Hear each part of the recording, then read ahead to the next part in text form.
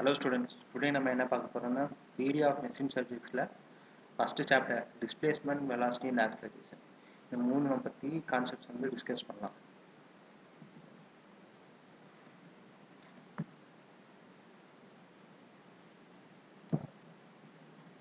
So first வந்து theory of மெஷின்ஸில் பார்த்துட்டோம்னா so இது வந்து கைனமேட்டிக்ஸ் ஆஃப் மிஷினரின்னு கூட சொல்லுவாங்க. என்னென்னா வந்து நம்ம மோஷன் ஆஃப் மிஷின்ஸ் வந்து டிஸ்கஸ் பண்ணுவோம், அது ரிலேட்டிவ் மோஷன் ஆஃப் மிஷின்ஸ் வந்து நம்ம வந்து ஸ்டடி பண்ணுவோம். ஸோ அதுதான் கைனமேட்டிக்ஸ் ஆஃப் மிஷினரின்னு சொல்லுவாங்க. ஸோ ஃபஸ்ட்டு லிங்க்னா என்னென்னா element which permits relative motion.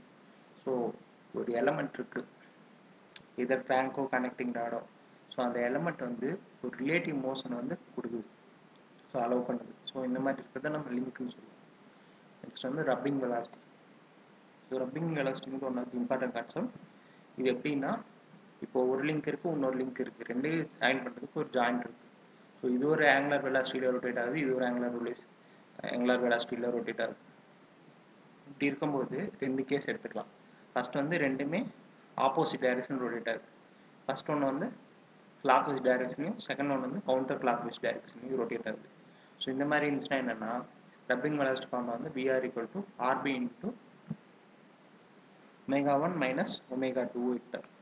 So வெக்டாரில் போட்டால் மைனஸ், இதே வந்து ஆப்போசிட் டைரக்ஷன் இருக்கும்போது வெக்டாரை ரிமூவ் பண்ணிங்கன்னா ப்ளஸ் வந்துடும். நெக்ஸ்ட் வந்து both are rotating clockwise. So இப்போ போத் வந்து சேம் டைரக்ஷன், இதர் கிளாக் வைஸாக இருக்கலாம் ஆர் ஆன்டி கிளாக் வைஸ் இருக்கலாம். சேம் டைரக்ஷன் ரொட்டேட் ஆகும்போது இப்படி இருக்குன்னா RB × ω1 - ω2 vector. So first vector ஃபார்ம்லாம் சேம் தான், உங்களுக்கு வந்து இந்த ஃபார்ம்லாம் மட்டும் சேஞ்ச் ஆகும். இது வந்து மைனஸ் ஆகும் சேமாக இருந்துச்சுன்னா. ஸோ இதான் வந்து உங்களுக்கு ரப்பிங் வெலாசிட்டி பெரிய ஃபார்ம் தான். ஸோ RBங்கிறது உங்களுக்கு ரேடியஸ். நெக்ஸ்ட் வந்து total number of instantaneous center. So instantaneous சென்டர்னு ஒரு கான்செப்ட் இருக்குது. ஸோ அது வந்து நம்பர் ஆஃப் இன்ஸ்டன்டேனியஸ் சென்டர் எவ்வளோ, என்ன ஃபார்ம்லான்னா n × n-1/2. என்னங்கிறது நம்பர் ஆஃப் லிங்க்ஸ். இப்போ 4 பார் மெக்கானிசம்னு பார்த்துட்டோம்னா மொத்தம் 4 பார்ஸ் இருக்கும். இது வந்து கீழே ஃபிக்ஸ்டு லிங்க் 1, 2, 3, 4. ஸோ மொத்தம் இதில் 4 லிங்க் இருக்குது. இதில் எவ்வளோ I இருக்கும்னா I = 4 × 3/2, 6 வரும். அதே மாதிரி 6 பார் மெக்கானிசம் பார்த்தோம்னா 6 இருக்கும் லிங்க்ஸ். ஸோ அதில் 6 × 5/2, 15 இன்ஸ்டன்டேனியஸ் சென்டர்ஸ் வந்து இருக்கும். இதே சிங்கிள் ஸ்லைடர் கிராங்க் மெக்கானிசம் என்னன்னா அது வந்து 4 பார் மெக்கானிசமோட இன்வெர்ஷன் தான். என்னென்னா கீழே 1 ஃபிக்ஸ்டு, கிராங்க் வந்து 2 இருக்கும், 3 கனெக்டிங் ராட் இருக்கும், 4th வந்து உங்களுக்கு வந்து லிங்க் இல்லாமல் வந்து ஸ்லைடராக இருக்கும். 4th இந்த மாதிரி உங்களுக்கு 3rd லிங்க் மாதிரி இல்லாமல் ராடாக இல்லாமல் உங்களுக்கு வந்து ஸ்லைடராக இருக்கும். ஸோ இது வந்து சிங்கிள் ஸ்லைடர் கிராங்க் மெக்கானிசம். இதுலேயும் 4 லிங்க் தான். அதே மாதிரி டபுள் ஸ்லைடர் கிராங்க் மெக்கானிசம்னா அதுலேயும் 4 லிங்க் தான். 2 ஸ்லைடரு, ஒரு கனெக்டிங் ராடு, ஒரு ஃபிக்ஸ்டு லிங்க். ஸோ தான் இதுலேயும் 4 இருக்குது. இதுக்கும் சரி இதுக்கும் சரி ரெண்டு கை வந்து 6 தான் கிடைக்கும். நெக்ஸ்ட் வந்து ஆக்சிலரேஷன் என்ன பார்க்க போகிறோன்னா, இப்போ வந்து இப்படி உங்களுக்கு ஒரு ஜாயிண்ட் வந்து இருக்குது, ஜாயிண்டில் வந்து உங்களுக்கு வந்து லிங்க் ரொட்டேட் ஆகுது. ஸோ அதில் வந்து உங்களுக்கு ரேடியல் ஆக்சிலரேஷனுக்கும் டேஞ்சென்ஷியல் ஆக்சிலரேஷன் இருக்கும். இந்த மாதிரி 2 ஆக்சிலரேஷனாக பிரியும் ஆக்சிலரேஷன் கான்செப்ட் இருக்கும். ரேடியல் ஆக்சிலரேஷனில் பார்த்துட்டோம்னா சென்டிமீட்டரில் ஒன்று, சென்ட்ரிஃபியூகல் ஒன்று, 2 இருக்கும். இப்போ ரேடியல் ஆக்சிலரேஷன் ஃபார்முலா என்ன, V²/R. Vக்கு வந்து R⍵ ஒரு ஃபார்முலா இருக்குது, radius × angular velocity. So (4/R) போட்டோம்னா கேன்சல் ஆகி R⍵² வரும். இது வந்து உங்களுக்கு ரேடியல் ஆக்சிலரேஷன் ஃபார்முலா. இது டேஞ்சென்ஷியல் ஆக்சிலரேஷன் என்னன்னா differentiation of velocity vector with respect to time. So dV/dt போட்டோம்னா Vக்கு வந்து R⍵. ஸோ R வந்து வெளியே எடுக்கலாம், கான்ஸ்டன்ட். dω/dt போட்டோம்னா ஆல்ஃபாங்கிறது ஆங்குலர் ஆக்சிலரேஷன். ஸோ இதுதான் வந்து உங்களுக்கு டேஞ்சென்ஷியல் ஆக்சிலரேஷன் ஃபார்முலா. இது இல்லாமல் டேஞ்சென்ஷியல் வெலாசிட்டி VTக்கு என்னென்னா change in distance with respect to time. So இதுக்கு வந்து R⍵. ஸோ இதுதான் வெலாசிட்டி முன்னாடி டெரைவ் பண்ணது, இது சொல்லியிருப்போம்ல, V = R⍵. ஸோ அதுதான் இது. ஒமேகா வந்து ஆங்குலர் வெலாசிட்டி, அது வந்து radian/secondsல வந்து யூனிட் இருக்கும். இப்போ வந்து உங்களுக்கு கொடுக்குற வேல்யூ வந்து ஸ்பீடு வந்து உங்களுக்கு RPMல கொடுத்துருந்தாங்கன்னா, ரெவல்யூஷன் பெர் மினிட்னு கொடுத்துருந்தாங்கன்னா அது ஆங்குலர் வெலாசிட்டி இல்லை. உங்களுக்கு ஆர்பிஎம் ஸ்பீடு தான் கொடுக்குது. இந்த ஆங்குலர் வெலாசிட்டிக்கு மாற்றோம்னா 2πn/16 போடணும். ஸோ என்னோட வேல்யூவில் சப்ஸ்டிட் பண்ணிங்கன்னா ஆங்குலர் வெலாசிட்டி கிடைக்கும். இன்டூ ரேடியஸ் ஆஃப் கிராங்க் போட்டிங்கன்னா உங்களுக்கு வெலாசிட்டி ஆஃப் கிராங்க் வந்து கிடைச்சிடும். Next Coriolis component of acceleration. இதில் என்ன சொல்கிறாங்கன்னா இது வந்து ஏசின்னு சொல்லுவாங்க. இப்போ வந்து உங்களுக்கு ஒரு ஸ்லைடர் இருக்குது. ஸோ அது வந்து ஒரு ஸ்லாட்டட் பாரில் இருக்குன்னு வச்சுக்கோங்க. இந்த ஸ்லைடர் வந்து பின்னாடி ஸ்லைட் ஆகும். இப்போ இந்த சிலிண்டர் வந்து ரிவால்வ் ஆகுது அப்படின்னா இப்போ என்ன அர்த்தம்? இந்த ஸ்லைடர் வந்து இந்த ஆக்சிஸ் பொறுத்து ரொட்டேட் ஆகுது, இந்த ஸ்லைட் ஆகுது அப்படின்னு அர்த்தம். ஸோ இந்த மாதிரி உங்களுக்கு ஒரு காம்பனன்ட் வந்து ரொட்டேட் ஆகுது, ஸ்லைட் ஆச்சுன்னா அது வந்து உங்களுக்கு ஒரு ரிலீஸ் காம்பனன்ட் ஆஃப் ஆக்சிலரேஷன் சொல்லுவாங்க. ஃபார்முலா என்னன்னா 2 into angular velocity into velocity. So இந்த ஆங்குலர் வெலாசிட்டி வந்து இந்த ஸ்லைடருக்கும் உங்களுக்கு வர கிராங்குக்கும் 90 டிகிரி இருந்துச்சுன்னா அந்த ஆங்குலர் வெலாசிட்டி வந்து 0 ஆகிடும். அதை வந்து ஞாபகம் வச்சுக்கோங்க. சில சம்ஸில் வந்து இந்த மாதிரி கேட்டிருப்பாங்க. உங்களுக்கு வந்து ஸ்லைடருக்கும் கிராங்குக்கும் இருக்க ஆங்கிளை பேஸ் பண்ணி இல்லை கொரியோலிஸ் காம்பனன்ட் இருக்குமா இருக்காதான்னு கேட்பாங்க. ஸோ இது வந்து அதர் தேன் 90 டிகிரி உங்களுக்கு ஃபார்ம் ஆச்சுன்னா ஆங்குலர் வெலாசிட்டி இருக்கும். அப்புறம் வெலாசிட்டி வந்து 0 ஆகிடுச்சுன்னா இல்லை உங்களுக்கு கொரியோலிஸ் காம்பனன்ட் வந்து இருக்காது. என்னென்ன கேஸில் கொரியோலிஸ் இருக்குன்னா angular velocity and velocity vector ரெண்டுமே நான் ஜீரோவாக இருக்கணும். இது வந்து ஒமேகா வந்து எப்போ ஜீரோ இருக்குன்னா கிராங்க் வந்து உங்களுக்கு ஸ்லைடரோட 90 டிகிரி மேக் பண்ணும். ஸோ அப்படி இருக்கும்போது ஆங்குலர் வெலாசிட்டி 0. நெக்ஸ்ட் வந்து ஒரு இந்த ஸ்லைடர் வந்து மேலே போகுதுல எக்ஸ்ட்ரீம் பொசிஷன் ரீச் ஆகிடுச்சுன்னா அங்கே வந்து வெலாசிட்டி 0 ஆகிடும், திருப்பி ரிட்டர்ன் ஆகும். ஸோ அந்த மாதிரி எக்ஸ்ட்ரீம் பொசிஷனில் வந்தாலும் உங்களுக்கு வந்து வெலாசிட்டி வெக்டர் வந்து 0. அங்கே வந்து உங்களுக்கு வந்து ஒரு ரிலீஸ் காம்பனன்ட் வந்து இருக்காது.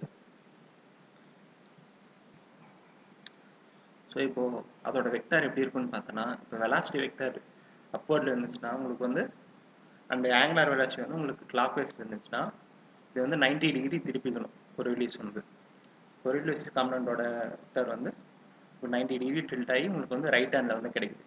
எப்போ உங்களுக்கு வெலாசிட்டி வந்து அப்வர்டில் இருக்கணும், அந்த கிளாக் வைஸ் டைரக்ஷன் வந்து ரொட்டேட் ஆகும்.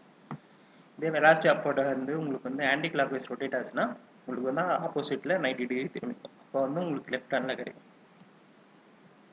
இதே உங்களுக்கு ஸ்லைடிங் வெலாசிட்டி வந்து டவுன்வர்டாக இருக்குது அண்டு கிளாக் வைஸ் டைரக்ஷன் வந்து ரொட்டேட் ஆகுதுன்னா 90 டிகிரி அப்படியே ரொட்டேட் ஆகும், உங்களுக்கு லெஃப்ட் ஹேண்ட் கிடைக்கும்.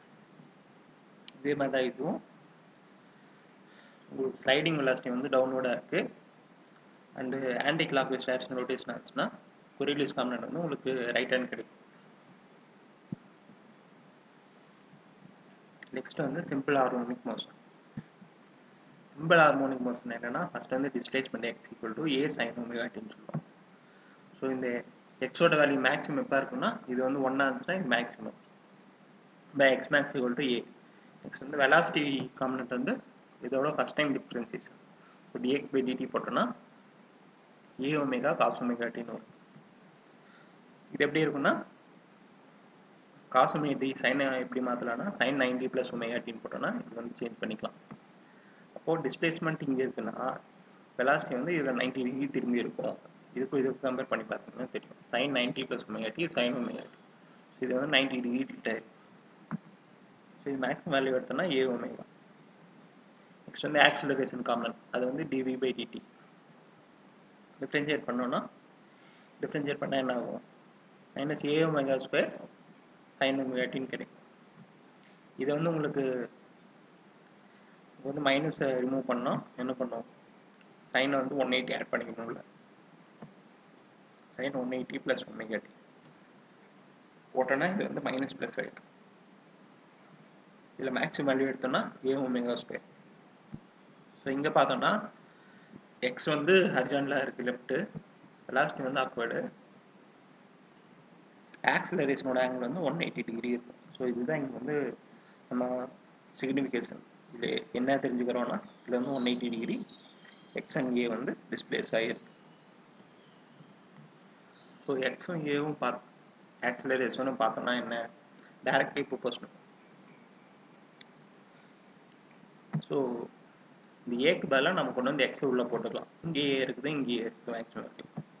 ஸோ ஏக்கு பதிலாக இங்கே எக்ஸை கொண்டு வந்து உள்ளே போட்டுக்கலாம். Equal to X omega square. இது வந்து நம்ம ஞாபகம் வச்சுக்கணும். ஆக்சிலர் இப்போ வந்து வெலாசிட்டி டிஸ்பிளேஸ்மெண்ட் மேக்ஸிமம் இருந்துச்சுன்னா ஆக்சிலரேஷனும் மேக்ஸிமம் இருக்கும். அதான் இதில் கற்றுக்க வேண்டியது. இதே வெலாசிட்டி வந்து ஆப்போசிட் மினிமமாக இருக்கும். வந்து சிம்பிள் ஹார்மோனிக் மோஷனில் சிம்பிள் பெண்டுலம் வந்து இப்போ நம்ம ஆசிலேட் ஆகுது. ஸோ இப்படி கொண்டு போய் லெஃப்டில் தூக்கி எக்ஸ்பெரிமெண்ட்டில் தூக்கிட்டு போயிட்டு நம்ம பெண்டுலம் விட்டோம்னா ஒரு எக்ஸ்ட்ரீம் பொசிஷன் போயிட்டு திரும்பி மீன் பொசிஷன் வரும், திரும்பி இங்கே எக்ஸ்ட்ரீம் போயிட்டு மீன் வரும். ஸோ இந்த மாதிரி ஆசிலேட் ஆகும். இப்படி இருக்கும்போது நமக்கு எக்ஸ்ட்ரீம் பொசிஷன் போகும்போது உங்களுக்கு டிஸ்டன்ஸ் வந்து இங்கே ஸ்டார்டிங் வந்து எக்ஸ் வந்து டிஸ்டன்ஸ் வந்து 0, எக்ஸ்ட்ரீம் பொசிஷன் போனால் டிஸ்டன்ஸ் வந்து மேக்ஸிமம். இப்போ டிஸ்பிளேஸ்மெண்ட் வந்து எக்ஸ்ட்ரீம் பொசிஷனில் மேக்ஸிமம் இருக்குது. ஆனால் மேக்ஸிமம் போய் ரீச் ஆகும்போது என்ன ஆகும், ஸ்லோ ஆகிட்டு திருப்பி கீழே திரும்பி வரும். ஸோ அப்போ வந்து வெலாசிட்டி 0. ஸோ முன்னாடி பேசினது தான் டிஸ்டன்ஸும் ஆக்சிலரேஷனும் டைரக்ட்லி ப்ரொபோஷனல்னால இது மேக்ஸிமம்னா ஆக்சிலரேஷனும் மேக்ஸிமம் தான். ஸோ பொட்டன்ஷியல் எனர்ஜி வந்து mgh டிஸ்டன்ஸை பொறுத்து பொட்டன்ஷியல் எனர்ஜி சேஞ்ச் ஆகும். ஸோ இங்கே வந்து எக்ஸ்ட்ரீம் பொசிஷனில் எக்ஸ் மேக்ஸிமம், இப்போ பொட்டன்ஷியல் எனர்ஜியும் மேக்ஸிமம். இதே கைனெட்டிக் எனர்ஜி வந்து 0, ஏன்னா கைனெட்டிக் எனர்ஜி வந்து ½ mv². வெலாசிட்டி 0 ஆனதுனால கைனெட்டிக் எனர்ஜியும் 0. நெக்ஸ்ட் வந்து ஃபோர்ஸ் பார்த்தோன்னா mass into acceleration. Acceleration maximum, ஃபோர்ஸும் maximum. Work done force into distance இருக்குது, ஃபோர்ஸ் மேக்ஸிமம்னால ஒர்க் டனும் மேக்ஸிமம். இதே மீன் பொசிஷன் வந்தோன்னா இதுக்கெல்லாம் அப்படியே ஆப்போசிட்டாக இருக்கும். மீன் பொசிஷனில் டிஸ்டன்ஸ் வந்து 0. ஸோ டிஸ்டன்ஸ் 0னா இதுக்கு ஆப்போசிட்டாக வெலாசிட்டி இருக்கும். ஸோ வெலாசிட்டி வந்து மேக்ஸிமம். இப்போது distance and acceleration directly proportional. இப்போ இது 0னா ஆக்சிலரேஷனும் 0. இப்போ பொட்டன்ஷியல் எனர்ஜி வந்து டிஸ்டன்ஸ் 0 இருக்கனால பொட்டன்ஷியல் எனர்ஜியும் 0. வெலாசிட்டி மேக்ஸிமம் இருக்கனால கைனெட்டிக் எனர்ஜியும் மேக்ஸிமம். ஃபோர்ஸ் வந்து மாஸ் இன்டு ஆக்சிலரேஷன், ஏ வந்து 0னால ஃபோர்ஸும் 0. சிமிலர்லி ஒர்க் டனும் 0. ஸோ இது வந்து உங்களுக்கு சிம்பிள் ஹார்மோனிக் மோஷன், அப்போ சிம்பிள் பெண்டுலம். ஸோ இதுக்கு வர ரிலேஷன்ஸ் வந்து நம்ம பார்த்துருக்கோம். நெக்ஸ்ட் வந்து சிங்கிள் ஸ்லைடர் கிராங்க் மெக்கானிசம் வந்து பார்க்கலாம். வந்து இது ஸ்லைடரு, இது கனெக்டிங் ராடு, இது வந்து கிராங்க்கு, இது கனெக்டிங் ராடு, வந்து உங்களுக்கு ஸ்லைடர். இப்போ வந்து உங்களுக்கு கிராங்க் ரொட்டேட் பண்ணுவீங்க, ஸ்லைடர் வந்து எக்ஸ்ட்ரீம் அண்ட் இனிஷியல் பொசிஷனுக்கு மூவ் ஆகிட்டு வரும். ஸோ எக்ஸ்ட்ரீம் பொசிஷனில் என்ன இருக்கும், டிஸ்டன்ஸ் வந்து மேக்ஸிமம் இருக்கும், வெலாசிட்டி வந்து 0 இருக்கும், acceleration maximum. Similar to that of simple pendulum தான் இதுக்கும் ஒன்று உங்களுக்கு வரும். நெக்ஸ்ட் வந்து இப்போ ஃபஸ்ட்டு நம்பர் ஆஃப் இன்ஸ்டன்டேனியஸ் சென்டர்னு சொல்லிட்டு ஒன்று பார்த்துருக்கோம். இன்ஸ்டன்டேனியஸ் சென்டர் மெத்தட்னு என்னென்னு பார்க்கலாம். இப்போ வந்து an imaginary instantaneous point about which a link is assumed to rotate. இப்போ வந்து இன்ஸ்டன்டேனியஸ் சென்டர்னா என்னென்னா அது வந்து ஒரு இமேஜினரி பாயிண்ட், ஓகேவா. அந்த ஒவ்வொரு இன்ஸ்டன்ட்டுக்கும் அந்த பாயிண்ட் வந்து வேரி ஆகிட்டு இருக்கும். இப்போ வந்து நம்ம லிங்க் வந்து இப்போ ரொட்டேட் பண்ணிட்டு இருக்கோம்னா ஃபஸ்ட் வந்து இப்போ கிராங்க் ரொட்டேட் பண்ணுறோன்னா அது ஒரு பாயிண்ட்டை பொறுத்து ரொட்டேட் பண்ணுறோன்னு அர்த்தம். ஸோ அந்த பாயிண்ட்டு தான் உங்களுக்கு வந்து இன்ஸ்டன்டேனியஸ் சென்டர்னு சொல்லுவாங்க. அந்த இன்ஸ்டன்ட்டில் அந்த பாயிண்ட் வந்து ஒரு இடத்துல இருக்கும், அடுத்த செகண்டுக்கு வேரி ஆகும். ஸோ ஒவ்வொரு செகண்டுக்கும் அந்த பாயிண்ட் வேரி ஆகிட்டு இருக்கும். So an imaginary instantaneous point about which a link is assumed to rotate. So உங்களுக்கு ஒரு கான்ஃபிகரேஷன் கொடுத்துட்டாங்கன்னா அந்த இன்ஸ்டன்ட்டுக்கு அந்த அந்த பொசிஷன்ஸ் ஒவ்வொரு லிங்க்கும் அந்த பொசிஷனில் இருக்கும்போது என்ன இன்ஸ்டன்டேனியஸ் சென்டருக்கோ அதான் கண்டுபிடிக்க முடியும். பர்மனெண்ட்டாக இது வந்து கண்டுபிடிக்கிறது கஷ்டம், ஏன்னா ஒவ்வொரு பொசிஷனுக்கும் வந்து வேல்யூஸ் மாறிட்டு இருக்கும். இதே உங்களுக்கு எல்லா லிங்க்கும் ஒரு ஸ்ட்ரக்சராக இருக்குது, ஃபுல்லி ரெஸ்ட்ரிக்டட்னா உங்களுக்கு வந்து சென்டர் வந்து ஒரு வேல்யூவாக இருக்கும். ஸோ இன்ஸ்டன்டேனியஸ் சென்டர் கண்டுபிடிக்கும் போது அப்போ வந்து உங்களுக்கு வெலாசிட்டி வந்து 0 இருக்கும் அந்த சென்டர் பொறுத்து. ஸோ இது வந்து எதுக்கு யூஸ் பண்ணோம்னா use for analysis of velocity அனாலிசிஸ்க்கு மட்டும் இது யூஸ் பண்ணுவோம். நெக்ஸ்ட் வந்து கிளைன்ஸ் கன்ஸ்ட்ரக்ஷன் எது யூஸ் பண்ணோம்னா வெலாசிட்டி ஆக்சிலரேஷன் அனாலிசிஸ்க்கு வந்து யூஸ் பண்ணுவோம். இதே போனால் ஸ்லைடர் கிராங்க் வர்றதுக்கு மட்டும்தான் இது யூஸ் பண்ணுவோம். மற்றபடி உங்களுக்கு 4 பார் மெக்கானிசம் ஸ்லைடர் இல்லாமல் வர 4 பார்க்கெல்லாம் கிளைன்ஸ் வந்து நீங்கள் கண்டுபிடிக்க முடியாது. ஸோ கிளைன்ஸ் கன்ஸ்ட்ரக்ஷன் வந்து 4 சிங்கிள் ஸ்லைடர் கிராங்க் மெக்கானிசம் தான் நீங்கள் வந்து யூஸ் பண்ணுவீங்க. நெக்ஸ்ட் வந்து 3 சென்டர் இன்லைன் தீரம். இது வந்து நம்ம பேரை வச்சு ஞாபகம் வச்சுக்கலாம். தீரம் என்னன்னு ஃபஸ்ட்டு பார்க்கலாம். If 3 bodies move relative to each other, 3 பாடி வந்து ஒரு பாடியை பொறுத்தும் ரிலேட்டிவாக ஒரு மோஷன் கொடுத்துட்டே இருக்குன்னா அதுக்கு வந்து இன்ஸ்டன்டேனியஸ் சென்டர் எப்படி இருக்குன்னா 3 இன்ஸ்டன்டேனியஸ் சென்டரும் ஒரே ஸ்ட்ரைட் லைனில் லைவ் ஆகிருக்கும். ஒரே ஸ்ட்ரைட் லைனில் 3 இன்ஸ்டன்டேனியஸ் சென்டர் வந்து வந்துடும். இதான் 3 சென்டர் இன்லைன் தியரம்னு சொல்லுவாங்க. இன்லைன்னா ஒரே லைன், மூணு சென்டரும் ஒரே லைனில் இருக்குது. ஸோ 3 இன்ஸ்டன்டேனியஸ் சென்டரும் ஒரே லைனில் வந்துச்சுன்னா வந்து த்ரீ சென்டர் இன்லைன் தியரம் சொல்லுவாங்க. இது வந்து Kennedy theorem or Aronhold Kennedy theorem அப்படின்னு கூட சொல்லுவாங்க. ஸோ இட்ஸ் நம்ம first chapter displacement velocity and acceleration வந்து கம்ப்ளீட் பண்ணிட்டோம். ஸோ நெக்ஸ்ட் வீடியோ வர வரைக்கும் லேர்ன் பண்ணிட்டுருங்க. ஸோ இந்த வீடியோ வந்து உங்களுக்கு பிடிச்சிருந்துச்சுன்னா ஒரு லைக் போட்டுருங்க. இதில் ஏதாவது டவுட்ஸ் ஆர் கிளாரிஃபிகேஷன்ஸ்னால் கமெண்ட்ஸில் சொல்லுங்கள். So thank you friends.